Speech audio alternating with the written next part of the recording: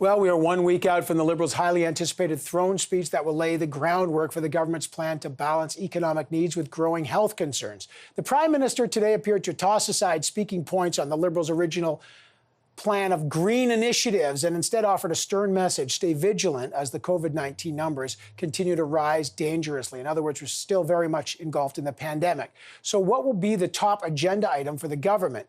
And if the opposition leader, Erin O'Toole, who is now in isolation after a staffer tested positive for COVID, and the entire Bloc Québécois caucus, they're also in isolation, and Mr. Blanchet's wife has tested positive, should the government institute virtual voting or even delay Parliament? We've got the Minister of Economic Development and Official Languages, Melanie Joly, here. Good to have you here, Minister, as always. Let me just start with the situation for Mr. O'Toole and the entire Bloc Québécois caucus. Will there be virtual voting if key opposition members are doing the right thing and stuck in isolation? Well, first and foremost, I must say I hope that Mr. O'Toole and Mr. Blanchet and their loved ones are doing fine.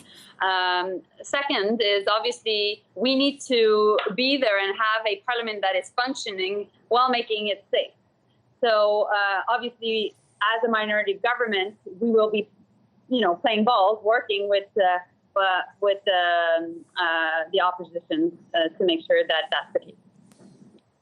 Okay, but can it happen? Just give me the protocol here. Can your government institute virtual voting? Do you need a majority to do that? I understand technically it can happen, but do you need legislation? So if Mr. O'Toole and the entire bloc are not there, can they vote at this moment? Will they be able to vote virtually on a confidence motion? Well, things are evolving very quickly, Evan. And so we've been in close contact all day. The leader of the House, Pablo Rodriguez, has been in contact with other leaders of the opposition parties to deal with this issue. But we know that we have to find the right number of people sitting in the House of Commons while making sure that there is virtual voting. This is the reality of having a strong institution, democratic institution functioning in the COVID period, and other countries have done it. Minister, let's say virtual voting doesn't happen for some reason. You can't get it done. There is another procedure in Parliament called parliamentary pairing, as you know, where, for example, when committees are traveling, someone can't be there. One party will say, OK, if your MP is not there, we'll take our MP, and you pair them. And so it makes it fair. Is your government open to, let's say, parliamentary pairing? So there'll be the same number of MPs who are isolated on the opposition benches. You'll have to not let them vote on the Liberal benches. Would you be open to that? We're open to all options. But what we know is Parliament will be functioning and committees will be operating. We're fighting this pandemic all together, and we need to make sure that not only the government, but also Parliament is able to deal with all the issues that are linked to it. And so that's why. But the bloc can't vote. But how does you've got the third most populous party? They're in isolation because of this pandemic. They wouldn't be able to vote on a speech from the throne, a confidence motion. What would happen there? Well, as a government, we all agree with electronic voting. We think it's a priority, and we hope that other parties will agree with that as well. Let's talk about the discussion on the cabinet table after your cabinet retreat. It appeared that the Prime Minister is kind of holding back on this ambitious green agenda. Can you give us a sense of what the top priority is going to be? Well, the top priority is fighting the pandemic.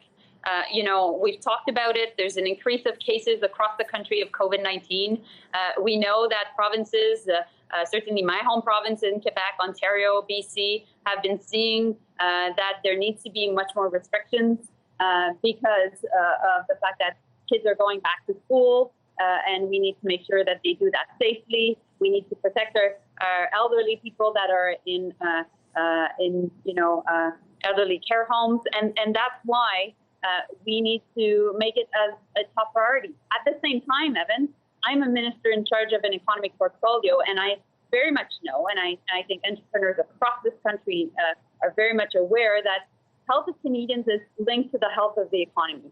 So meanwhile, we have a job to do, which is keeping keeping the jobs of people through the wage subsidy, and also creating new jobs, because more than 1 million people have lost their jobs.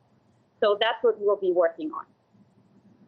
The premiers have sent their request in for the, quote, Safestart restart program. That's a $19 billion program. But clearly there are strings attached to where your government wants them to spend. What do they need to spend that $19 billion on?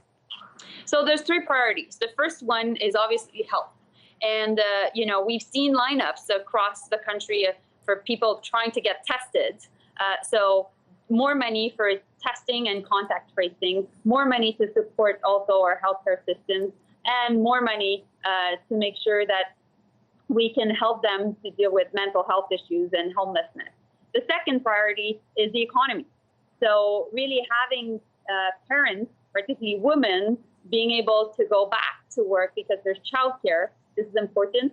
Also funding sick leave for people that get that are sick. And finally, the last priority is definitely helping our cities, which have essential services to pay for, and transit systems that really need help. So all that to say, this is the priority, and that's why we were able to work collaboratively with provinces and territories. Well, you talk about working collaboratively with provinces and territories. The opposition parties are saying it really wasn't much of a collaboration on the speech from the throne. We're hearing that the Prime Minister only spoke to his counterparts to consult on the speech from the throne recently. Why did he wait so long? Your party prorogued Parliament a month ago in order to prepare for this. A week before the speech from the throne, you're just talking to the other leaders. That's not really real consultation, is it? Is that really just tokenism? Well, I think that the opposition parties are playing the game that opposition parties always do, which is, putting pressure on the government. And we play our part by reaching out to them and talking to them. So clearly, I've been in contact with my critics. Many of the ministers have been in contact with their critics, and definitely the leaders are talking to each other.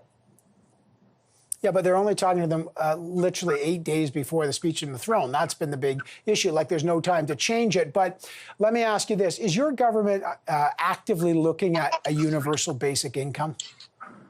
Well, we're looking at ways to make sure that Canadians that have lost their jobs have access to direct support.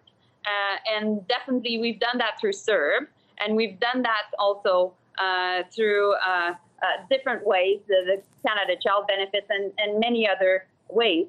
But we know we have to continue to be there for them, particularly as the pandemic is restarting, and there's a second wave. And so we will continue to be there to help Canadians make ends meet, from being able to pay their rent, put food on the table, and really continue to survive.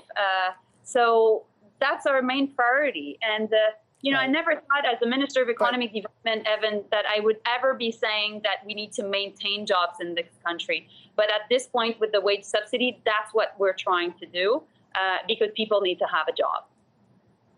Right. I mean, the big question is, will the CERB, the EI, and the wage subsidy all be rolled into a universal basic income? On the table, you say, but you're talking about it. I got to leave it there, Minister. Always good to have you on the program. Thanks, Minister Joly. Pleasure. Thank you. Take good care of it.